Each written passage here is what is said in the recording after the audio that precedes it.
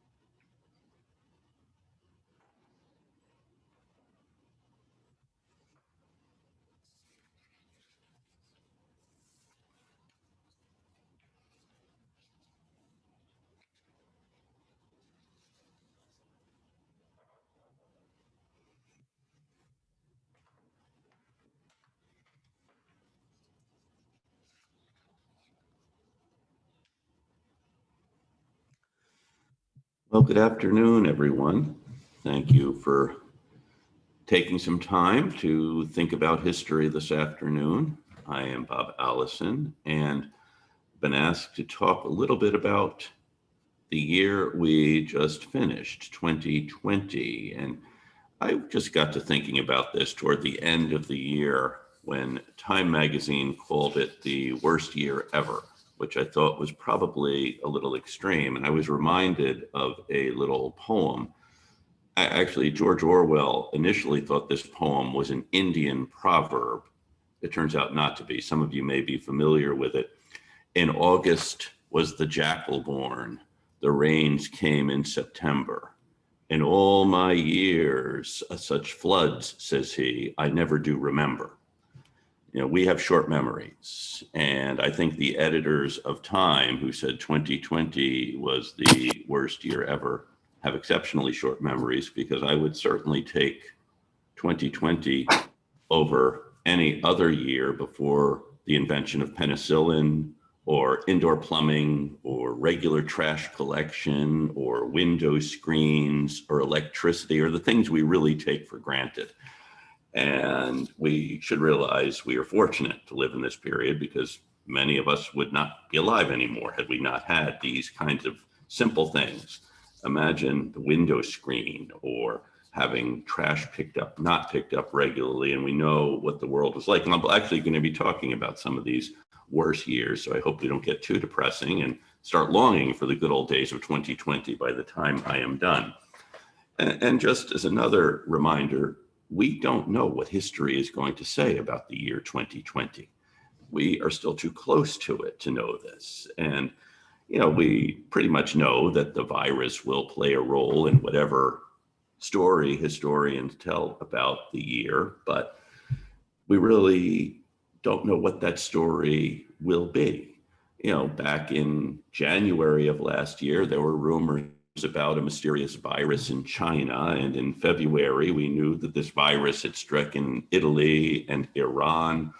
And in fact, in February of last year, I remember city officials were encouraging us to go eat in Chinatown, because there was a fear that the virus was going to keep tourists away from Chinese restaurants in Chinatown, which it certainly did. In fact, we didn't know that the entire restaurant infrastructure was going to be shut down over the course of the year.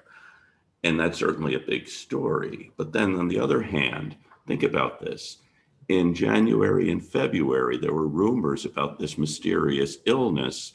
And in November, there was a vaccine.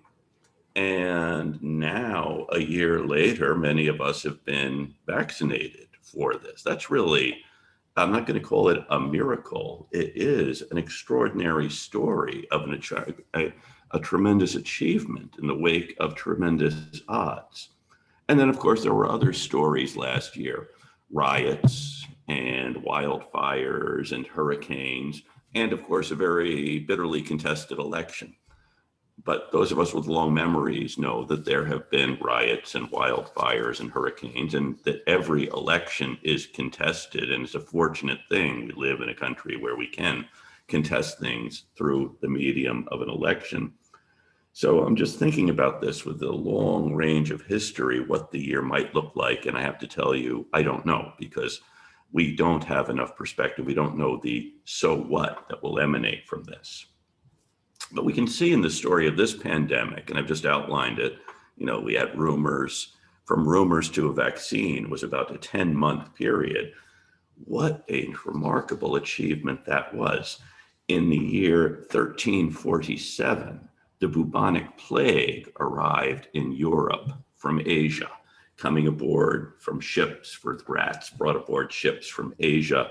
And by the time the plague finished its run in Europe, 50 million people in Europe were dead. And no one knew what caused this. No one knew what caused people to die, but all knew that this disease killed people. And in fact, the pneumonic plague, which is different from the bubonic plague, has a death rate of 100%. Now we know today plague can be treated with penicillin.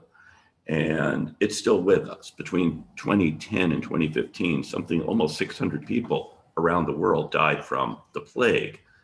It's still with us, but it has been considerably neutralized.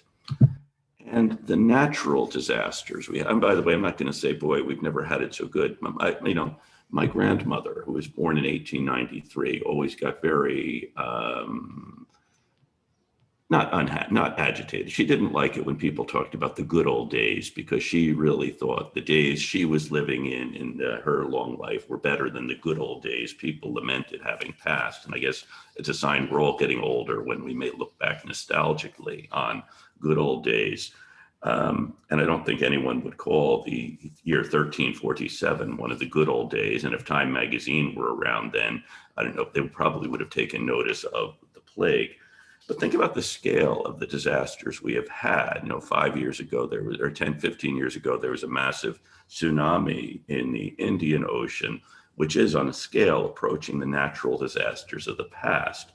In April of 2020, Anak Krakatoa, that is Little Krakatoa, a volcano in Indonesia, erupted. Back in 1815, Great Krakatoa erupted.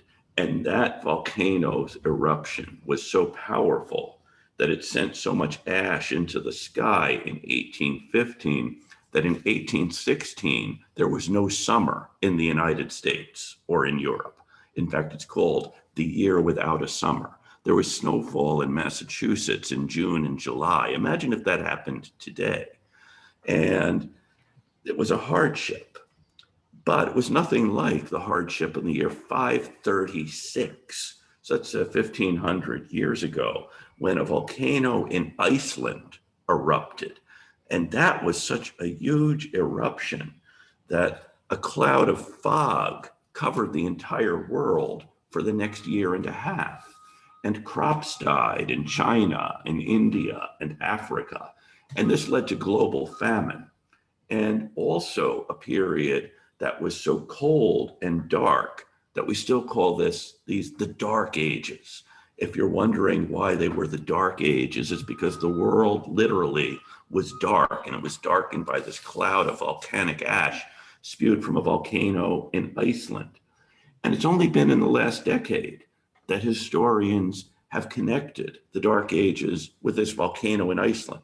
That is, historians digging into ice core in the Alps found this ash roughly in the year 537, 538, and recognizing that, knowing other scientists working on seismographs from Iceland, putting all of this together, that there was this cloud of ash covering much of the world.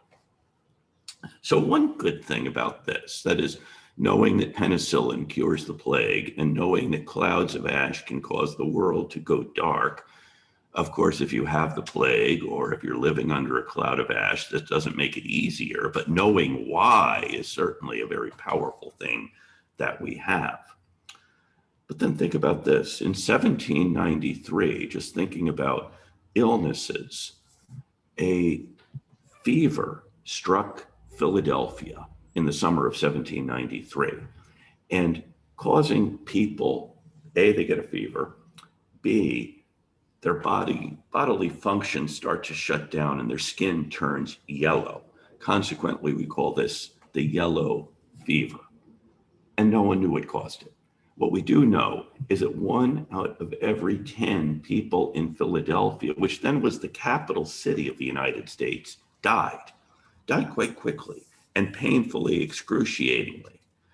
And it was a mysterious illness. The federal officials, state officials, and city officials all fled. They didn't want to get this disease that seemed to be striking at random. And the nation's leading scientific authority was Dr. Benjamin Rush, a Philadelphia physician. Perfect, you'll think. Dr. Rush, leading scientific authority, is on the scene. Dr. Rush thought that this fever was caused by a cargo of coffee from the West Indies. And the longshoremen on the docks had died, had not been able to finish unloading the ship. The coffee was rotting, and it was this rotting coffee, Dr. Rush thought, that was causing people in Philadelphia to drop dead of this yellow fever. So that's step one. I mean, I'm not a doctor. I don't know if any of you is a doctor or a medical professional and can evaluate Dr. Rush's thinking about the cause of this disease. His cure for it was even more strange. There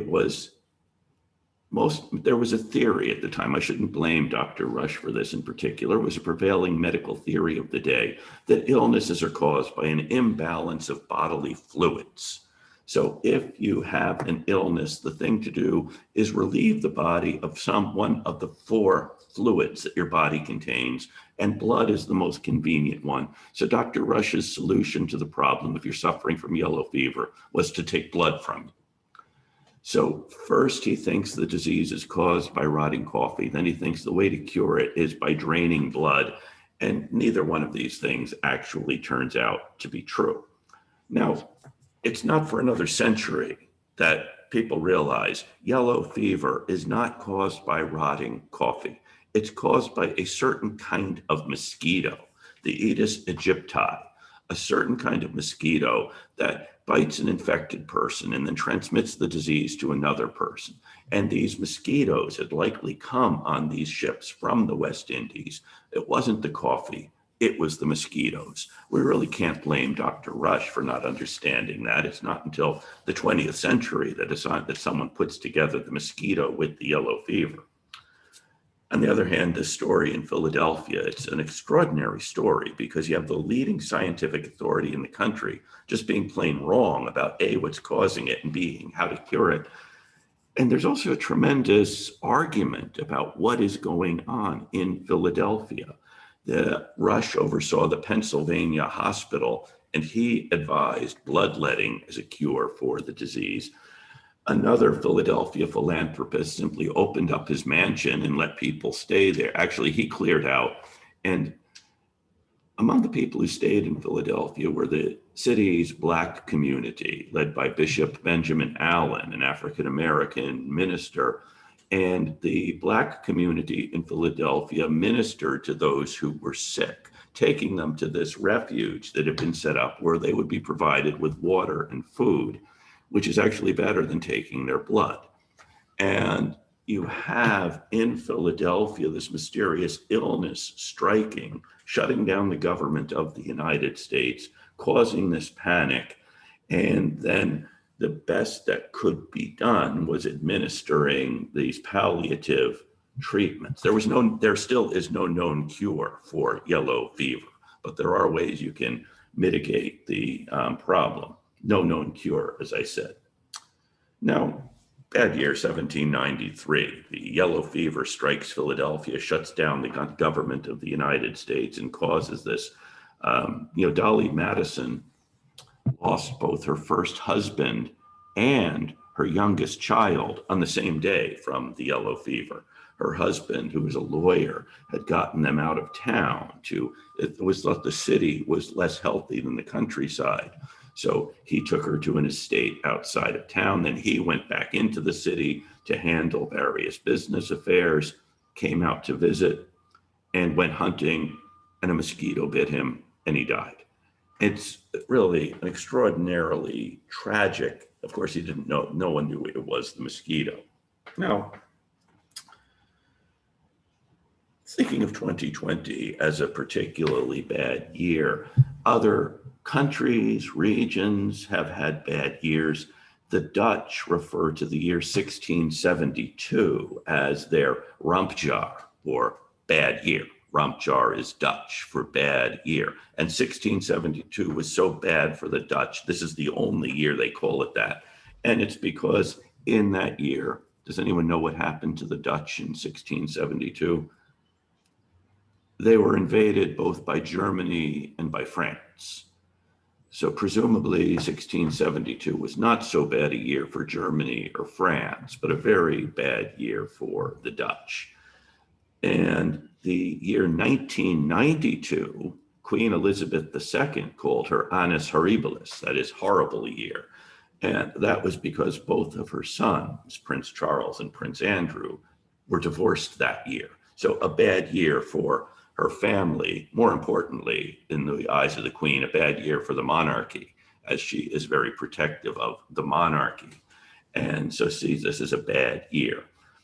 The Secretary General of the United Nations called the year 2004 the Annus Horribilis for the United Nations. He picked up the term from the Queen, I believe.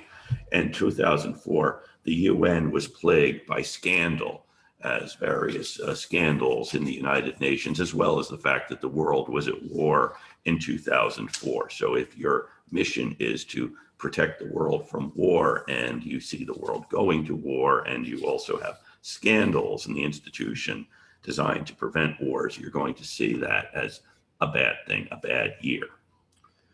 Which reminds us, of course, of the formation of the United Nations, or the idea for it, which emerges at the end of the First World War, which was the war to end all wars, according to President Wilson. And the year 1919, I think, could be a contender for one of the bad years in world history. Woodrow Wilson in that year came back from Versailles with a peace treaty, and he wanted the United States to ratify the treaty, which included the provision for a League of Nations. And he said that we needed to ratify this lest we break the heart of the world. I have to say that in 1919, the world's heart seemed pretty much broken already, whatever the United States Senate did about the League of Nations. And the treaty also imposed hefty reparations on the losers. And we know now, in retrospect, that the reparations imposed on Germany and the late Austro-Hungarian Empire prevented their revival and led to the cataclysm of 1939. And also the treaty awarded the territory taken from Germany, Austria, and the Ottomans to their various European rivals, and that this division of territory in Asia and Africa led to turmoil in those places, which continues today. And also in the year 1919, a newly formed and seemingly rising Soviet Union was exploiting the chaos of Europe and ultimately chaos in the rest of the world to thwart nascent democratic movements. So you have 1919 with this great promise, as President Wilson is pledging that we will save the heart of the world, but then in the actual act of doing this is leading to further chaos and despair in the world, which should warn all of us about grand solutions to problems like as Wilson had seen. And also the movement of armies and ships around the globe in 1919 helped to spread one of the deadliest flu viruses in the history of the world, spreading initially from Europe, from Asia into Europe and back again. It's called the Spanish flu sometimes because some of its first symptoms were observed in Spain in the spring of 1918. And then late in 1918, it comes back. And then in 1919, it continues its deadly trajectory. And the flu epidemic of 1918 and 1919 kills somewhere around 40 to 50 million people around the world. As many people as died from the bubonic plague, dying in this one year. And one of the real tragedies of the 1919 flu epidemic was it mainly struck young and healthy people, which is why it so badly affected the soldiers and sailors who were mobilized for the war. And it struck suddenly. And people who were healthy on Monday would be dead on Wednesday. An extraordinary course of this pathogen around the world you have with the flu epidemic. And also in the spring and early summer of 1919, there's an anarchist movement, and they send bombs to a variety of government officials and business leaders through the mail. People like John D. Rockefeller of Standard Oil, Oliver Wendell Holmes, Supreme Court Justice. And you're wondering, why would someone send a bomb to Oliver Wendell Holmes? It's because he had written a Supreme Court decision which said that the government does in fact have the power to stifle someone who is printing socialist leaflets, that he coins the test for the First Amendment about Congress does have the power, that no protection of free speech is enough to protect someone from falsely yelling fire in a crowded theater and creating a panic. So Oliver Wendell Holmes, also Judge Kennesaw Mountain Landis, Judge Landis, and of course he had cracked down on some labor leaders in one of his decisions. It might have been this bombing that convinced Landis to get out of the judging business and become instead the baseball czar later in the year. We'll get to that. And also the mayor of Jackson, Mississippi, and a newspaper editor from Jackson, Mississippi, the mayor of Seattle, a judge in Boston, and a member of the Massachusetts State House of Representatives from Newton, a fellow named Leland Powers. They get bombs in the mail from anarchists. Now, fortunately, the bombs didn't go off except for two, which I'll mention.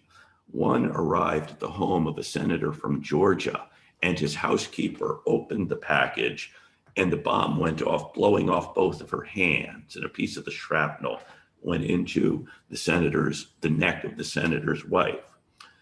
And a bomber trying to leave a package on the front porch of the Attorney General, A. Mitchell Palmer in Washington, the bomb went off, blowing up Palmer's porch as well as the bomber himself. And actually, Assistant Secretary of the Navy, Franklin Roosevelt, and his wife lived next door. They had just walked past Palmer's house. They get to the front of their house and are inside the door when they hear the explosion.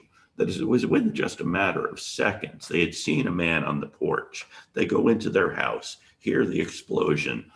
Had it been a few seconds earlier, of course, the bomb would have killed Franklin and Eleanor Roosevelt.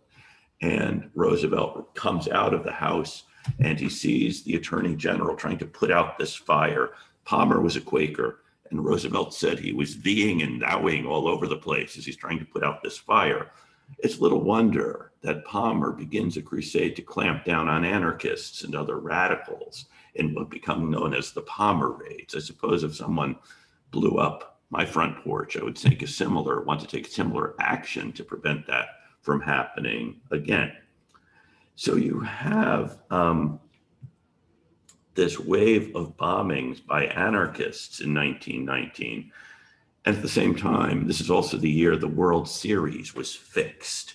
The Chicago White Sox tried to throw the World Series. It actually takes them quite a while. They didn't realize that the Cincinnati Reds were not going to win the World Series without putting up a big fight, as the White Sox were doing all they could to throw it. And it's a year when the novelist Scott Fitzgerald talks about the man who fixed the World Series toying with the faith of millions. Boy, what a year. Even the World Series was corrupted. John Dos Passos, the novelist, wrote a volume on the year 1919. He wrote what was once considered one of the great works of American literature, the USA Trilogy, and one volume is on this year of chaotic change. And it's also the year when the Irish poet William Butler Yeats wrote his poem, The Second Coming. Think about a year that sets a tone in this poem that really hangs over the next century. Turning and turning in the widening gyre, the falcon cannot hear the falconer. Things fall apart, the center cannot hold. Mere anarchy is loosed upon the world. The blood-dimmed tide is loosed, and everywhere the ceremony of innocence is drowned. The best lack all conviction, while the worst are filled with a passionate intensity. Surely some revelation is at hand. Surely the second coming is at hand. The second coming. Hardly are those words out when some vast image out of Spiritus Mundi troubles my sight. Somewhere in the sands of desert, a shape with lion body and head of man is moving its slow thighs, while all about reel shadows of indignant desert birds. The darkness drops again, but now I know that 20 centuries of stony sleep were vexed to nightmare by a rocking cradle. And what rough beast, its hour come round at last, slouches toward Bethlehem to be born. But what a series of images in this poem about this second coming. And will the second coming be bliss, or will it be this rough beast? And then in that first verse, where the best lack all conviction, the worst are filled with a passionate intensity. I think we have seen this in our own day. 1919 would definitely be much higher on my list of terrible years than 2020 would be. And of course, we know about all of the consequences of 1919.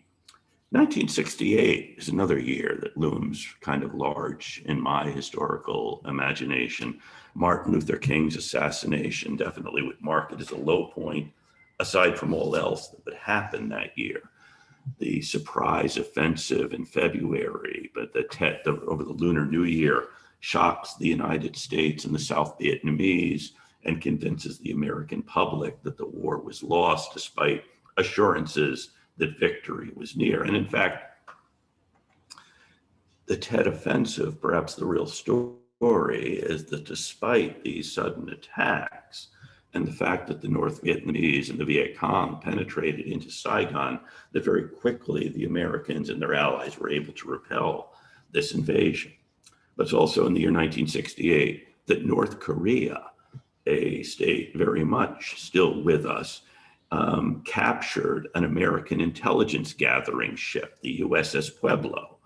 And though the surviving members of the crew returned home in December of 1968, the ship Pueblo remains in Pyongyang in North Korea as a museum and as a trophy of North Korea's ability to outwit the United States. And then, of course, 1968 also had a bitterly contested presidential election, and one candidate was assassinated and riots disrupted the Democratic National Convention. And also in the spring of 1968, there was a brief period of reform in Czechoslovakia, which was crushed by the tanks from the Soviet Union. And a flu virus that emanated from Hong Kong struck the United States and killed 100,000 Americans and about 1 million people around the world. Really a bleak year. And it's in this year, too, that the Rolling Stones released a song called Sympathy for the Devil, introducing Satan. And of course, a song that came back to us this year as Every Cop is a Criminal is part of the chorus, although without the spoken in the year 2020, without the irony that Satan is saying this in the song. We have to remember that this song is in the voice of the devil, who is asking us for sympathy and to have taste as he is stealing our souls and our faith. And in the song, Pilate makes sure to convict Jesus and washes his hands, and Satan watches as kings and queens fight for power. He kills the Tsar and his ministers in 1917, drives a tank through Poland in 1939, shouts who killed the Kennedys, breeding doubt about who did these things, when after all, the chorus says, it was you and me. And the final verse says, I'll tell you one time, you're to blame, a prophetic view of this terrible year, but putting the blame, is it on Satan or is it on us? So I guess without amplifying, and now you're afraid I'm just going to keep talking about bad years we have experienced, and you'll be hoping that the sun does come out ultimately. The sun is coming out now. Spring is coming, which is always a good sign and something we need to keep remembering. Well, what do we learn? Well, I think one of the big things I learned from this is to not complain so much when bad things happen, because bad things and worse things we know have happened to better people than at least me. And also the miraculous fact that despite all of these terrors and perils, we're still here and we still persist. And we have been going on, as the song says, for a long time. It's also important to remember that in that bleak year of 1968, Martin Luther King told us he'd been to the mountaintop and had seen a promised land that we still have time to get to. And also to recall that in other bleak times, we have persisted and persevered. In 1940, after France had fallen and the Nazis controlled most of the European continent, Churchill warned that failure in this war that was beginning would lead to a new dark age, made longer and more terrifying by the lights of perverted science. But that victory, which he said he never doubted, would allow the world to move forward into bright, sunlit uplands. And also, I'm thinking of other bleak years. 1933, we could point to as one, as it was both the depths of the Depression and the year that the Nazis came to power. Franklin Roosevelt assured us that the nation will endure as it has endured and will revive and prosper, and that the only thing we had to fear is fear itself. And 1861, I haven't mentioned the American Civil War. A disputed election that year brought the nation to civil war. And Abraham Lincoln, in his inaugural address, expectantly waited for the mystic chords of memory to be touched by the better angels of our nature.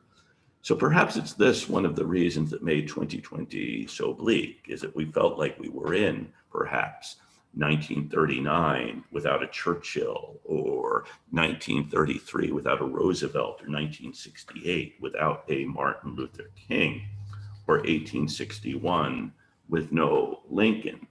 But I have to say that the real genius they had was not so much to summon the better angels of our nature, but rather to remind us that our natures possessed better angels.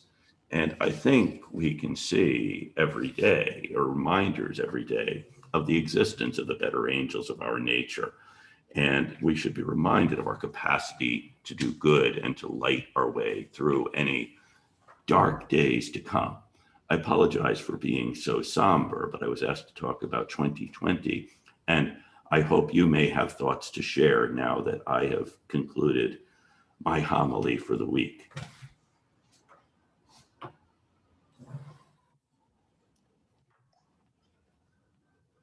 In 1815, when it was dark and there was winter and summer, Yes.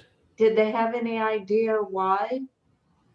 No, they didn't, because imagine that, they didn't know, there were no reports, at least here, of this volcano.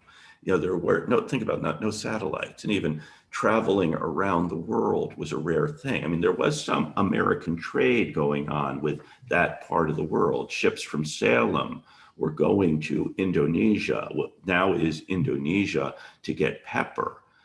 But In India, they did feel the aftershocks of the volcano, but again, didn't know what exactly had happened. There was this island west of Java, and it was a volcano, but then the next year it wasn't there any longer. People in the area would have known. It's only later, subsequently, they realized what had sent, why things went dark. So that's quite a phenomenon.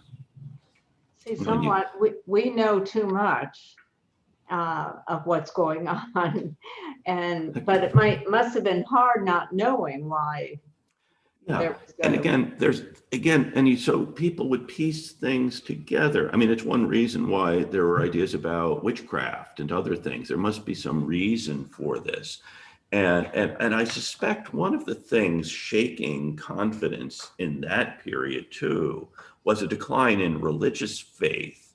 The Puritans who saw everything was tied to God's judgment would have seen this as a judgment of God. And it's not because of an earthquake or a volcano in the East Indies. It's because of something we have done that caused the world to go dark. But yeah, we know a lot, but again, we don't know everything. And that's, I think, one of the things that troubles us. We would want to figure out what caused this. And I think we still have this desire to try to find a reason for this or someone to blame for this, for any calamity. It's too much to think that this is a series of natural phenomena. I suppose it's the human condition. Excuse me. Any other comments, questions, or years you want us to remember so that we can forget them because they were so terrible? Or good years? That's it for another lecture, the good years. Good year, yeah, we should have it. Maybe we should do a two-sided lecture, good years and bad years. I'll have to remember when Frank Sinatra recorded that song. It was a very good year. It was, I think, a little bit earlier than this. Well, I think that's with the news cycles. We think our year's the worst year because they give us every single bit of bad news. Yes. And I think that's why we're dwelling on 2020.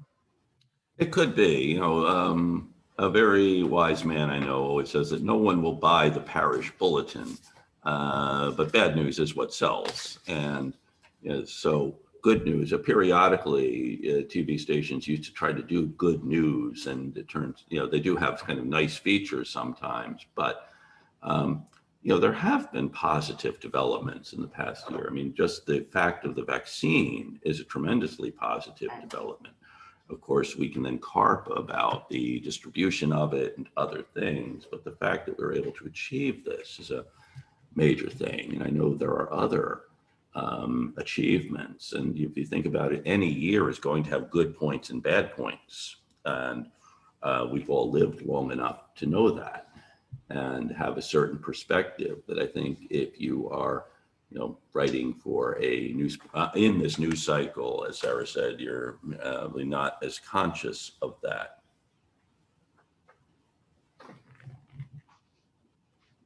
Thank you. You had a lot of interesting information. Well, thank you. Thank you. And I know I'm going to be back in a couple of weeks to talk about Patriots Day and why it's a holiday. So stay tuned for that one. Okay, and I hope the 2021, whatever you thought of 2020, I hope the 2021 is a great year for all of you. You too. Thank you. Thank you. Bye.